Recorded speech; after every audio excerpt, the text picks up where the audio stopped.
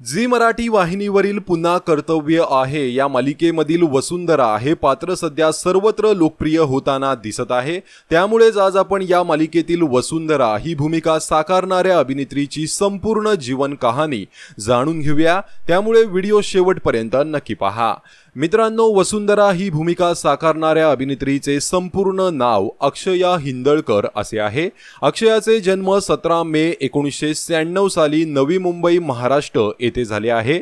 अक्षया ही नवी मुंबई येथूनच बिलॉंग करते। सध्या अक्षयाचे वय 27 वर्ष आहे, तर अक्षयाची उंची 5 फूट 5 इंच आहे, तर तिचे वजन 53 किलो आहे।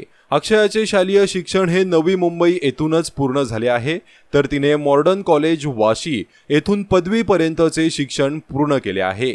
अक्षयाच्या वडिलांचे नाव उदय हिंदळकर असे असून तिच्या आईचे नाव सुरेखा हिंदळकर असे आहे। याशिवाय अक्षयाला एक बहीण असून तिचं नाव वैष्णवी हिंदळकर असे आहे। तसेच अक्षया ही अजूनही अविवाहित आहे, तर अक्षयाचे इंस्टाग्रामवर 82,000 फॉलोअर्स आहेत। अक्षयाच्या अभिनय कारकिर्दीबाबत बोलायचं झालं तर तिने कॉलेजमध्ये असतानाच नाटक आणि एकांकिकांमधून आपल्या अभिनय कारकिर्दीला सुरुवात केली।